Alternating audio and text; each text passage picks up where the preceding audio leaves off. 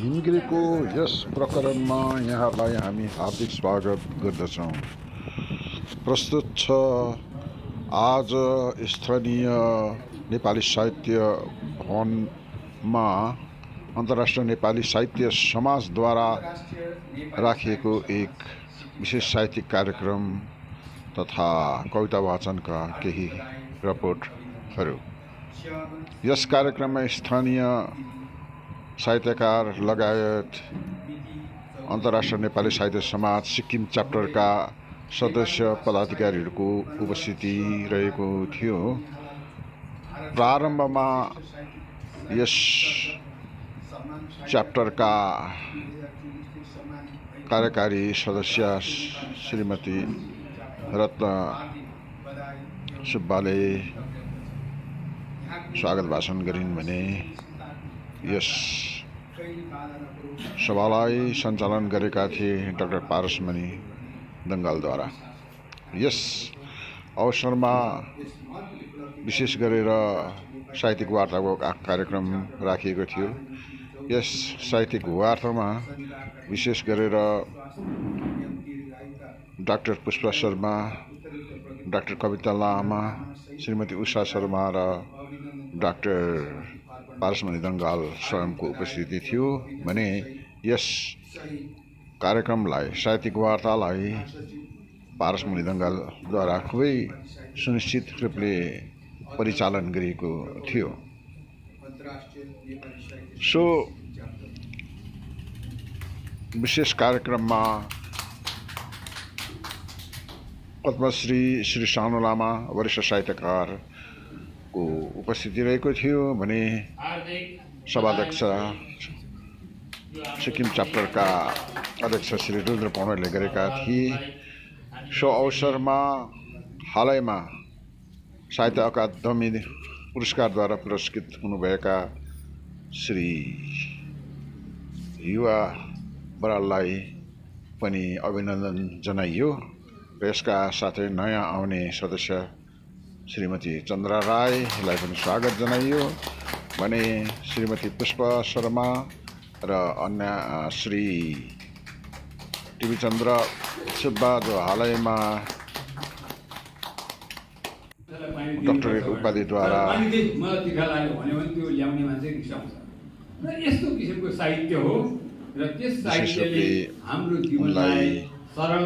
सम्मान गरेको हुँदाखेरि त्यो मानव पदकको प्राप्तिको लागि उहाँलाई पनि सम्मान जनाएको थियो। आफ्नो सम्बोधनमा श्री रुद्र पौडेल अध्यक्षले असल प्रकारले पर्यावरण र साहित्यको महत्त्वबारे प्रकाश पारे भने पद्मश्री सानु लामाले यस समारोहमा आफ्नो प्रमुख अतिथि भाषणमा यस सिक्किम च्याप्टरको उन्नतिको लागि कामना गर्दै आफ्नो सहभागिता जनाएका थिए। यस अवसरमा विभिन्न कवि तथा कवयित्रीहरूले कविता वाचन गरेका थिए। यस कार्यक्रममा विशेष रूपले साहित्यिक वार्ता भएको थियो, जुन साहित्यिक वार्तालाई दर्शकहरूले खुबै प्रशंसा गरे र यस प्रकारको कार्यक्रम भइरहनु पर्ने र सिक्किममा यस प्रकारको कार्यक्रम पहिलोपल्ट आयोजन भएको हुँदाखेरि यस कार्यक्रमले राम्रो सन्देश दिनेछ समाज र साहित्यको लागि भन्ने कुराहरू प्रकट गरे। नेपाली साहित्य परिषदका अध्यक्ष श्री हरि ढुङ्गेलले यस प्रकारको आशा मन्तव्य व्यक्त गर्दै भन्नुभयो यस प्रकारको कार्यक्रम मैले पहिलोपल्ट आयोजन भएको देखिरहेको छु।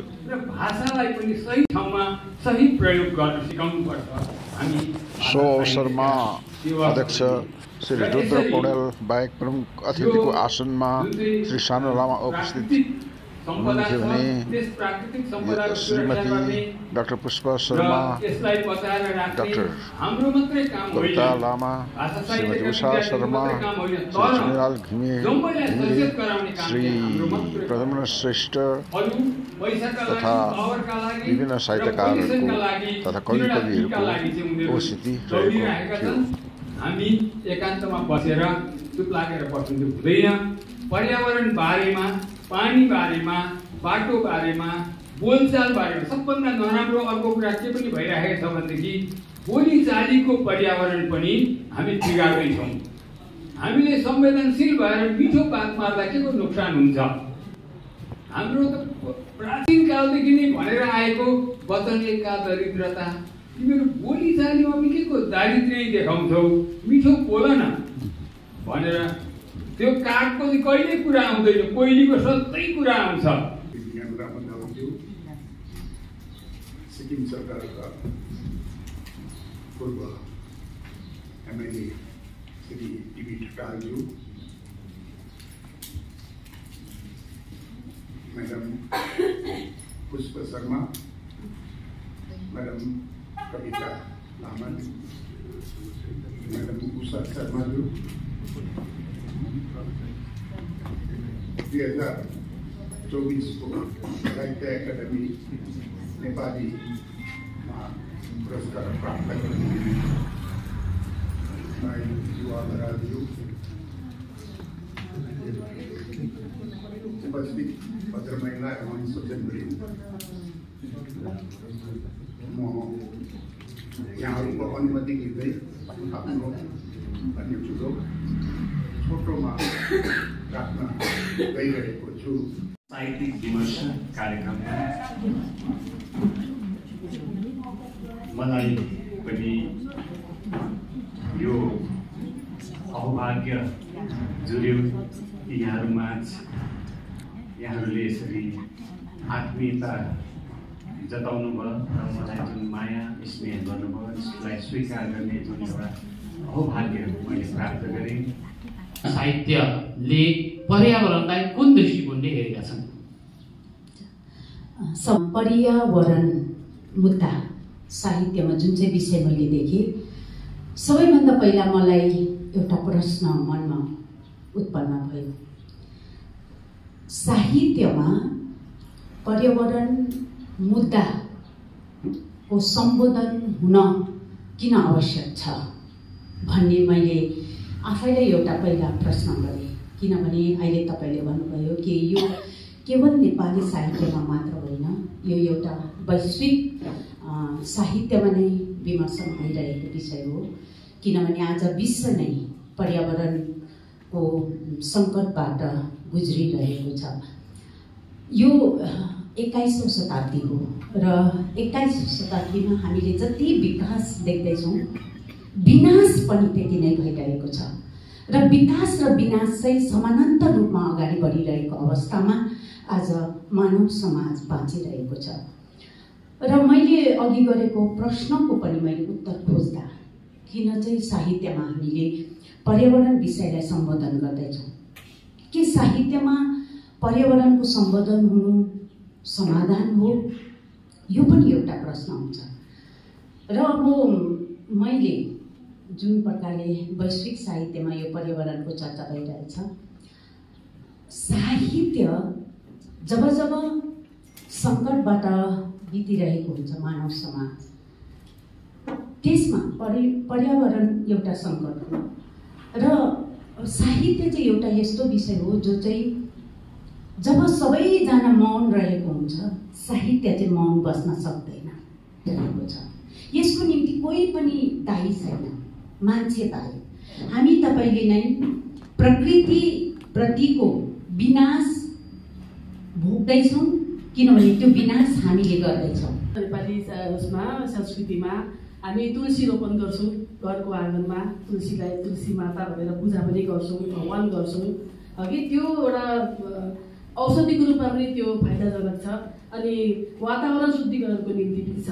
बर पिपल रोप्छौँ, समीको बोटहरू रोप्छौँ, कुश रोप्छौँ, कुशे औँसी मनाउँछौँ, त्यहाँदेखि बर पिपलको विवाह गरिदिन्छौँ। अनि पानी पँधेरामा गएर चाहिँ सिमसारमा गएर चाहिँ नागको पूजा गर्छौँ। मुहानमा गएर चाहिँ हामीले चाहिँ एउटा दन्त्य कथासँग एउटा किंवदन्तीसँग त्यो जोडिएको छ कि पानी नपरेर। र आकाशवाणी खरसाङको स्थापना 1962 सालमा भयो 2 जुनमा। र त्यति बेलाका संस्थापक प्रोड्युसर नै हाम्रा ख्यातिप्राप्त कथाकार वरिष्ठ साहित्यकार शिवकुमार राई हुनुहुन्थ्यो। र नेपाली साहित्यले एउटा मिडियामा उहाँ जस्तो व्यक्ति पाउनु नै नेपाली साहित्यको विकासका लागि धेरै राम्रो कार्य हुन गयो र त्यहाँबाट र उहाँले आजको रिट भ्यान विङ्कल भन्ने नाटक प्रसारित हुने बित्तिकै त्यसले राष्ट्रिय स्तरको समाचार पुरस्कार प्राप्त गर्यो। अनि त्यसपछि हाम्रो देविका मोक्तान, जसयोन्जन व्यासी, विनोद छेत्री, विनोद कुमार शर्माहरू धेरै नाटक रूपकसित जोडिनु भयो।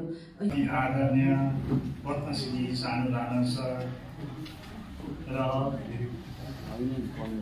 अन्तर्राष्ट्रिय नेपाली साहित्य संस्था वर्तमान अध्यक्ष थियो।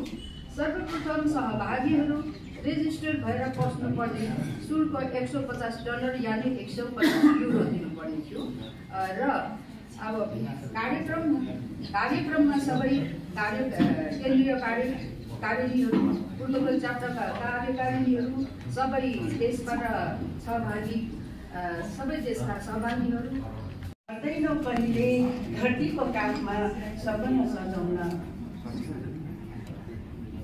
डमले बनेको घरमा टाको पनि कान्छ।